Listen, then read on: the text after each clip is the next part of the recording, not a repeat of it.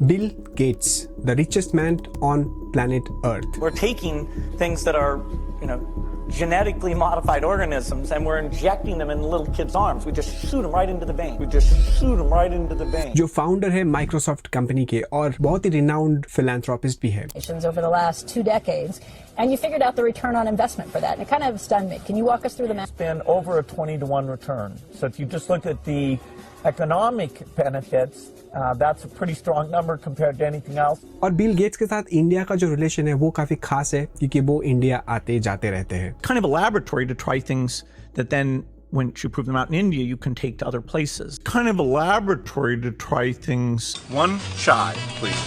और ये इंट्रोडक्शन शायद से आपको पता होगा, लेकिन जो आपको नहीं पता है वो ये है बिल गेट्स का unethical business conduct, Jeffrey Epstein के साथ इनका रिलेशन, इंडिया और अफ्रीका को एक लैबोरेटरी जैसा यूज करना, बिल गेट्स सनलाइट को भी कंट्रोल करना चाहता है और आर्टिफिशियल इंटेलिजेंस का एडवोकेट भी है. अफ्रीका में बहुत सारे पोर और डेवलपिंग जो नेशंस है वहां पे बिल गेट्स अपनी एग्रीकल्चरल पॉलिसीज को लेके आए, अफ्रीकन फार्मर के लिए नहीं बल्कि यहाँ पे जो बड़े इंडस्ट्री है उनके बेनिफिट्स के लिए. और अगर आप थोड़ी सी भी दुनिया के बारे में खबर रखते हो तो आपको पता होगा कि कोविड-19 वैक्सीन के साथ बिल गेट्स का बहुत सारा रिलेशन है, बहुत सारा फंड भी इन्होंने डोनेट किया है और बहुत सारे कंट्रोवर्सीज भी हुए हैं इस वैक्सीन के ऊपर. Development of new vaccines, therapeutics and diagnostics.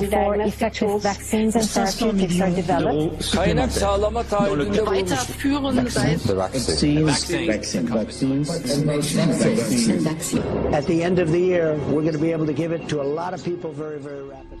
ऐसे बहुत सारे शॉकिंग ट्रूथ जो मेन स्ट्रीम मीडिया आपको कभी नहीं बताएगा, तो इस वीडियो को जरूर एंड तक देखिएगा क्योंकि इस वीडियो में आप और हम मिलके ढूंढेंगे असली सच्चाई और पता लगाएंगे कि क्या बिल गेट्स एक ट्रूली जीनियस है या फिर एक evil human being. William Henry Gates III, जिसे हम बिल गेट्स के नाम से जानते हैं, इनका जन्म हुआ अक्टूबर 28, 1955 को सिएटल यूएस पे. और बिल गेट्स जिस फैमिली से बिलोंग करते हैं ये फैमिली बहुत ही पावरफुल और वेल्दी फैमिली है. तो बिल गेट्स के बारे में जानने से पहले इनका फैमिली बैकग्राउंड जानना बहुत ही जरूरी है. इनके great grandfather James Willard Maxwell, जो कि एक एक्सट्रीमली इन्फ्लुएंशियल बैंकर थे, जो सिएटल्स नेशनल सिटी बैंक का प्रेसिडेंट भी रह चुके हैं. इनके पास पैसे भी था और इन्फ्लुएंस भी. बिल गेट्स का डैड बिल गेट्स सीनियर, जो कि एक बहुत ही फेमस लॉ फर्म का फाउंडर है. बिल गेट्स का जो मदर थे वो बहुत ही ज्यादा इन्फ्लुएंशियल थे इस फैमिली में. उनका नाम था Mary Maxwell Gates. Mary Maxwell Gates first female president थे यूनाइटेड वे एनजीओ का. यूनाइटेड वे एनजीओ एक बहुत ही बड़ा एनजीओ जो बेस्ड है यूएस पे. नाउ अटेंशन देने वाली बात यह है कि मैरी मैक्सवेल गेट्स आईबीएम के सीईओ जॉन ओपेल के साथ बहुत ही क्लोजली काम कर चुके थे और आईबीएम एंड जॉन ओपेल ये आगे जाके बिल गेट्स को बहुत ज्यादा मदद करने वाला है, जो वीडियो के आगे हम लोग अनफोल्ड करेंगे. बिल गेट्स का पहला स्कूल था लेक साइड स्कूल सिएटल, जहां पे उन्होंने 1967 से लेकर 1973 तक पढ़ाई की है. बिल गेट्स का डैड बिल गेट्स सीनियर चाहते थे कि बिल गेट्स आगे जाके लॉ लेके पढ़ाई करे और उनके लॉ फर्म ज्वाइन करे, लेकिन बिल गेट्स का इंटरेस्ट तो उस टाइम पे कंप्यूटर के ऊपर था. 1960s और 1970s में कंप्यूटर बहुत ही बड़े और बल्कि होते थे, तो कोई चाहते तो अपने घर पे उसे इंस्टॉल नहीं कर पाते थे. लेकिन बिल का जो स्कूल था और जहां पे बिल गेट्स को पहले कंप्यूटर का एक्सेस मिला, 1968 में बिल गेट्स ने पहली बार एक सॉफ्टवेयर को प्रोग्राम किया और उन्होंने कंप्यूटर पे टिक टैक टो वाली गेम को डेवलप किया. स्कूल के मैनेजमेंट ने बिल गेट्स की अर्ली टैलेंट को नोटिस किया और उन्होंने बिल को जो स्कूल का पेरोल सिस्टम है उसे फुल्ली कंप्यूटराइज करने का रिस्पॉन्सिबिलिटी दिया, जो बिल गेट्स ने बहुत खूबी से निभाए. लेकिन स्कूल के कंप्यूटर्स में बहुत सारे रेस्ट्रिक्शंस थे, तो बिल स्कूल के कंप्यूटर से बोर हो गए थे. बिल को चाहिए था कुछ नया. उस टाइम पे एक छोटी सी कंपनी थी जिसका नाम था कंप्यूटर सेंटर कॉर्पोरेशन, जहां पे कोई भी कंप्यूटर को रेंट कर सकता है आवरली बेसिस पे. बिल और उसके दोस्त इस कंप्यूटर को इस्तेमाल करता था और इस कंप्यूटर के एक बग को एक्सप्लॉइट करके अपनी जो आवरली टाइम है उसे बिल एक्सटेंड कर लेता था. जब ये बात कंप्यूटर सेंटर कॉर्पोरेशन को पता चला, उन्होंने बिल गेट्स को बैन कर दिया और इस पॉइंट पे बिल गेट्स ने डिसाइड ये कर लिया था कि जो फ्यूचर है वो तो कंप्यूटर पे ही है. बिल गेट्स और उसका childhood best friend Paul Allen, इन दोनों ने मिलकर अपनी पहली सॉफ्टवेयर कंपनी को भी इंट्रोड्यूस किया, जिसका नाम था ट्रैफोर्ड डेटा, जो स्पेशलाइज था developing software for analysing internet traffic. लेकिन अपना कंपनी का जो बिजनेस है वो बहुत अच्छा नहीं था और ये कंपनी आगे जाके बंद भी हो गया. और ये कंपनी बंद होने के बाद बिल गेट्स चले गए हार्वर्ड पे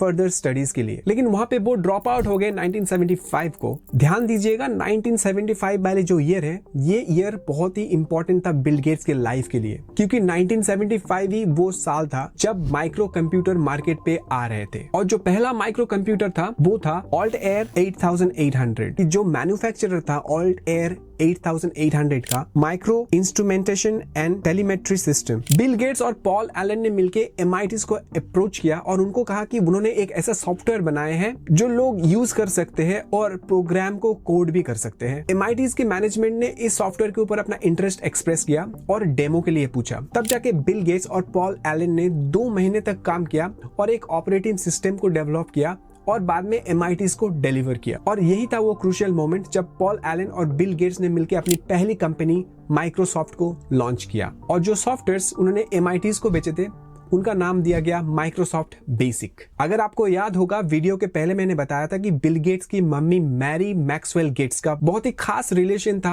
IBM के CEO जॉन ओपल के साथ। और IBM अपनी पहली माइक्रो कंप्यूटर मार्केट में इंट्रोड्यूस करने वाला था और उनको चाहिए था एक ऑपरेटिंग सिस्टम। सो ऑटोमेटिकली इनका जो फैमिली कनेक्शन था वो इनके फेवर में काम किया और बिल गेट्स और पॉल एलन को ये कॉन्ट्रैक्ट मिला जो था माइक्रोसॉफ्ट का फेमस MS-DOS। और 1985 में MS-DOS का एक अपग्रेडेड वर्जन आया जो था Windows 95 और ये एक इंस्टेंट हिट था। और 1990s आते आते बिल गेट्स बन गया था वर्ल्ड का youngest billionaire with a net worth of $2.5 billion. अब तक तो मैंने आपको फेरी टेल स्टोरी बताया, कैसे बिल गेट्स बड़े हुए, कैसे ये प्रिविलेज थे, कैसे अपने कंप्यूटर सिस्टम को बनाया, कैसे सक्सेसफुल बने।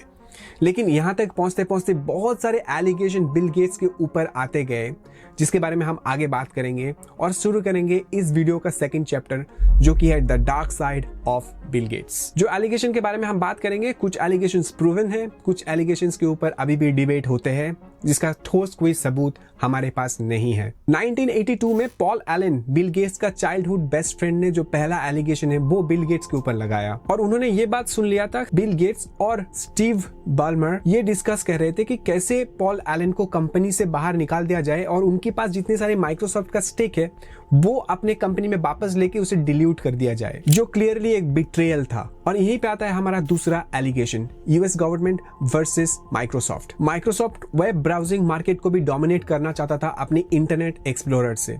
उस टाइम पे बहुत ही अच्छे ऑल्टरनेटिव मौजूद थे मार्केट में, जैसे नेटस्केप और जावा एक्सप्लोरर, लेकिन माइक्रोसॉफ्ट अपने यूजर को रेस्ट्रिक्ट करता था ताकि वो नेटस्केप या जावा की प्रोग्राम को यूज ना कर पाए। और यहाँ पे एक बहुत ही लॉन्ग लीगल बैटल चला यूएस गवर्नमेंट और माइक्रोसॉफ्ट के बीच, MS-DOS and CP/M allegation. Microsoft ने QDOS को एक्वायर किया था 1980s को।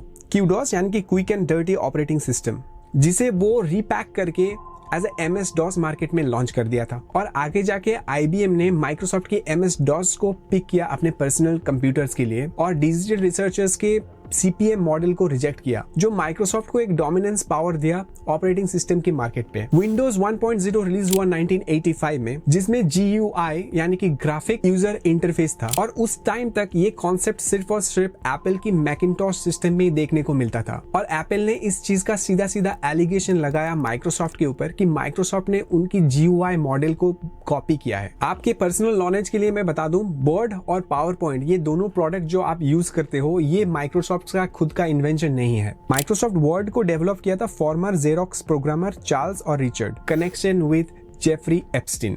एप्स्टीन एक सेक्स ऑफेंडर है और उनके क्लाइंट लिस्ट पे बिल गेट्स का भी नाम है। Melinda was concerned about a relationship you had with Jeffrey Epstein, had been already convicted of soliciting prostitution from a minor. Bill और मेलिंडा गेट फाउंडेशन पूरे वर्ल्ड की पब्लिक हेल्थ सिस्टम को बहुत ही हेविली इन्फ्लुएंस करता है। Global alliance for vaccine and immunization, in short Gavi, इस पे भी बिल गेट्स फाउंडेशन का बहुत ही ज्यादा कंट्रीब्यूशन रहा है। पर्सनल लेवल पे बिल गेट्स हमेशा चाहते हैं कि वर्ल्ड का जो पॉपुलेशन है वो कंट्रोल पे हो।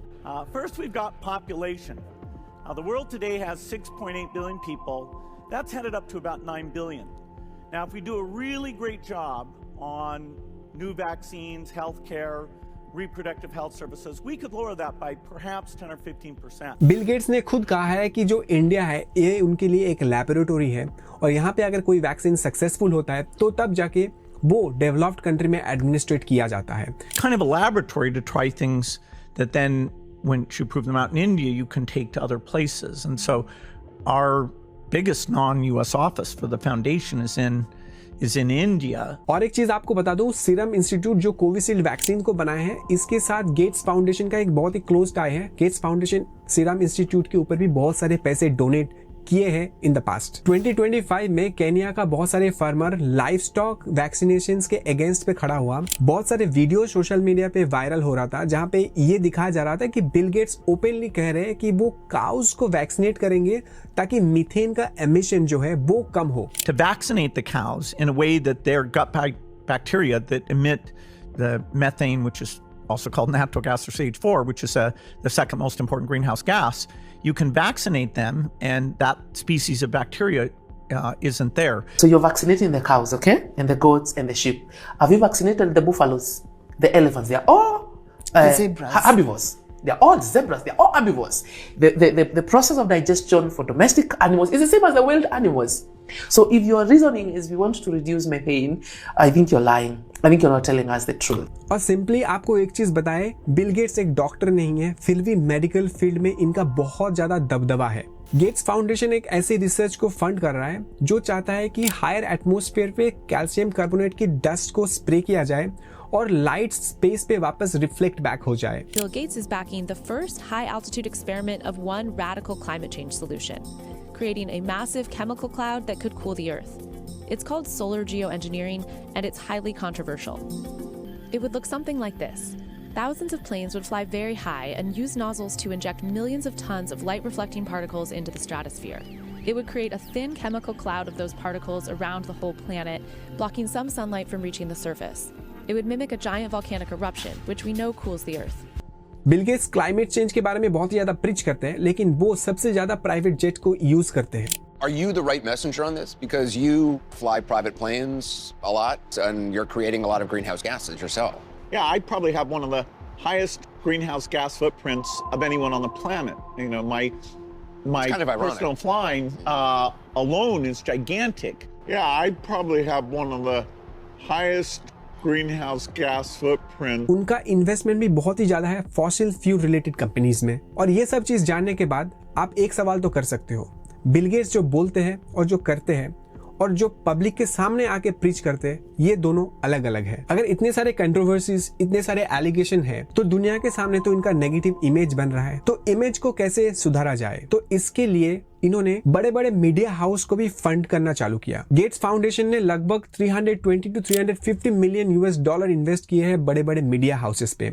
इस पे BBC, अल जजीरा, CNN, गार्डियंस, प्रो पब्लिका, PBS सारे शामिल है। तो इसी के कारण कोई भी मीडिया हाउस से आपको बिल गेट्स के बारे में कुछ नेगेटिव सुनाई या दिखाई नहीं देगा। बिल गेट्स ने बिलियंस ऑफ डॉलर इन्वेस्ट किए, दुनिया में बहुत जगह डोनेट किए, लेकिन उनका जो नेटवर्थ है वो बढ़ते जा रहे हैं। आज के दिन पे लगभग $117 बिलियन का पर्सनल वेल्थ है और $67 बिलियन गेट्स फाउंडेशन के एंडाउमेंट फंड पे है। और मीडिया हाउस इस सब के बारे में बात नहीं करता क्योंकि उनको ऑलरेडी फंडिंग मिला हुआ है गेट्स फाउंडेशन से। बिल गेट्स इनडायरेक्टली नैरेटिव को कंट्रोल करता है, जर्नलिज्म को कंट्रोल करता है, वर्ल्ड हेल्थ ऑर्गेनाइजेशन को कंट्रोल करता है। लगभग 90% जो बिल गेट्स फाउंडेशन का पैसा है वो जाता है वेल्दी नेशन पे और 10% जाता है पोर और डेवलपिंग कंट्रीज में। और बिल गेट्स की ये फिलैंथ्रोपी एक सॉफ्ट पावर है, वो कोई भी देश का सरकार को इन्फ्लुएंस कर सकता है, पॉलिसीज को इन्फ्लुएंस कर सकता है, ग्लोबल हेल्थ को इन्फ्लुएंस कर सकता है। और इस टाइम पे मेरा सवाल आपसे है, ये सब जानने के बाद बिल गेट्स के बारे में आपका थॉट क्या है,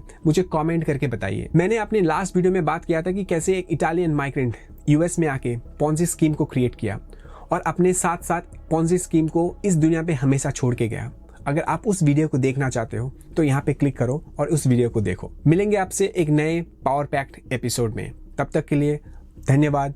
जय हिंद।